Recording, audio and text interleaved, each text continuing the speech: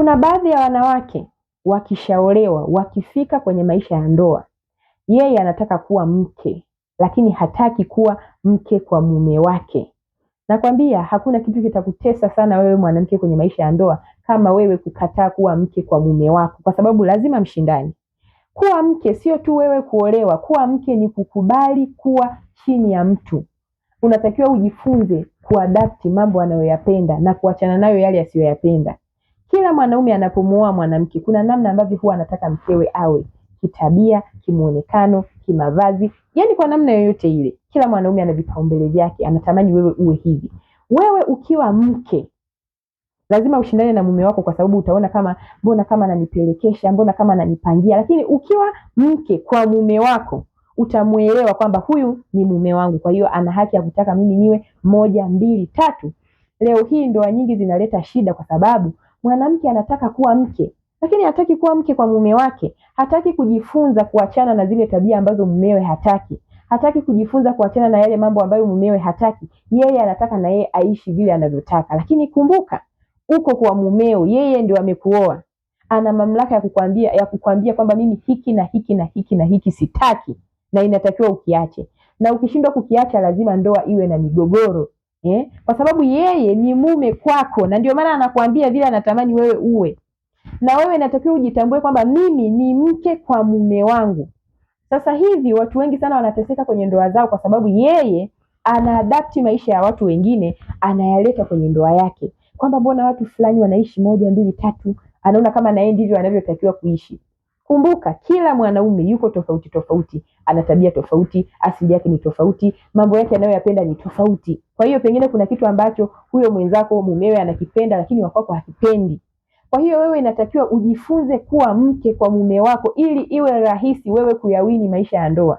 Ukiwa mke kwa mume wako, hakuna shida inayoweza kutokea, kwa sababu kila ambacho mwanaume wako atasema mimi nataka hiki, nataka hiki, nataka hiki, sitaki hiki, sitaki hiki, sitaki hiki. Mume wako anapokuwekea mikakati, utakuwa ni mtu mwepesi sana kuelewa, kwa sababu unajua kwamba yeye ananiambia kwa sababu mimi ndio mke wake. Kwa hiyo mimi, kwa sababu huyo ndio mume wangu, natakiwa kumsikiliza. Bahati mbaya huwa inajitokeza hivi. Wewe mwanamke unataka kuwa mke, lakini unagoma kuwa mke kwa mume wako. Ataenda kutafuta mwanamke mwingine ambaye atakuwa mke kwake. Wewe utabaki kama mke. Sijui kama unanielewa. Utakaa kwenye nafasi ya mke vizuri kabisa, lakini hutakuwa mke kwa mume wako. Kwa sababu si ulikataa. Yeye alikuwa anakuweka wewe kipaumbele, anakuambia vitu ambavyo hataki na vitu ambavyo anataka, kwa sababu wewe ndio mkewe. Yaani yeye alijiweka kama mume kwako wewe. Alikuwa anajua kwamba mimi huyu ndio mke wangu, na ndio maana alikwambia mke wangu mimi nataka 1, 2, 3. Ukakataa. Wewe ukang'ang'ania kubaki kwenye nafasi ya kuwa mke, lakini hukutaka kuwa mke kwa mume wako. Matokeo yake yeye akipata mwanamke ambaye anakubali kuwa mke kwake, atakuacha wewe ukae kwenye nafasi ya mke. Huu ni ukweli mchungu sana. Wanawake wengi tunaolewa, lakini tunataka kuwa kama wake tu. Hatutaki kuwa kama wake kwa waume zetu. Na hayo mambo mtu anakwambia ni utumwa, ni nini. Lakini mimi nataka nikuulize, tangia umeanza kusikia wanakwambia usifanye kila mwanaume anachotaka, wewe na wewe una haki ya kuamua, wewe na wewe una haki ya kujipangia, wewe na wewe, uliwahi kuona ndoa yako imetulia tangia umeanza kujipangia?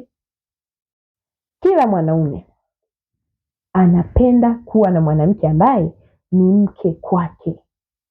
Mtu ambaye anaweza kujifunza kubadili tabia zake kwa ajili yake, kuvunja misimamo yake kwa ajili yake. Mtu ambaye anakubali kuendana na yeye ili safari yao ya maisha iende kwa amani. Ili ndoa yako iende kwa amani, unatakiwa kujifunza kuwa mke kwa mume wako. Hivi ninavyoongea, asilimia kubwa ya wanawake tuko kwenye nafasi za kuwa wake kwa waume, tuko kwenye nafasi za kuwa wake, lakini hatujawa kwenye nafasi za kuwa wake kwa waume zetu. Na ndio maana inaleta shida. Mtu unalinganisha maisha ya watu, mtu unaona mbona kile fulani anaruhusiwa, kwa nini mimi huyo kwangu anakataa? Kwa sababu unataka kuwa mke. Hutaki kuwa mke kwa mume wako. Ili msishindane na mumeo, kuwa mke kwake. Uone kama kitu kitakachoshindikana. Akikwambia mke wangu sitaki uwe muongeaji sana, sitaki uvae hiki, sitaki utembee hivi, sitaki uende huku, sitaki uwe na hiki. Utaona vile maisha yako yatakuwa ya amani.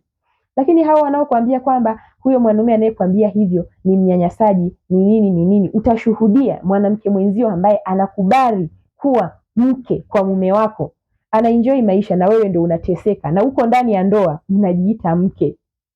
Sijui kama inakuingia akilini. Na hii ndio shida inayotokea kwenye ndoa nyingi sana. Watu wengi sana wamebaki kama wake, lakini sio wake kwa waume zao. Huu ni ukweli mchungu ambao kila mtu angeuelewa na angerekebisha, basi maisha yako yanaweza kuendelea kwa amani. Kwa sababu mwanaume anaweza kukuacha wewe ukae kwenye nafasi ya mke, lakini akaenda kutafuta mwanamke ambaye ni mke kwake, ambaye anaweza kumwambia hiki na hiki sitaki. Kiukweli, asilimia kubwa sisi wanawake tuko kwenye nafasi ya kuwa mke. Wengi wetu hatujafikia kwenye nafasi za kuwa wake kwa waume zetu. Kwa hiyo wewe kaa chini, jitafakari, waza, je, wewe ni mke kwa mume wako au wewe ni mke tu? Ukiona wewe una sifa ya kuwa mke tu, elewa kwamba siku akijitokeza mtu ambaye atakuwa mke kwa mume wako, sidhani kama hilo vumbi la mumeo utaliona atakapotokomea. Mumeo atapotelea huko. Huu ni ukweli mchungu ambao kila mwanamke anatakiwa ajitafakari.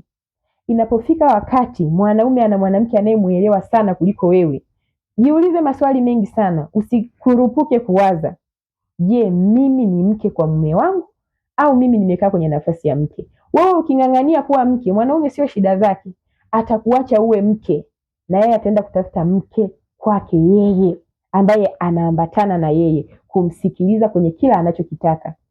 Kama hujanielewa, shauri yako.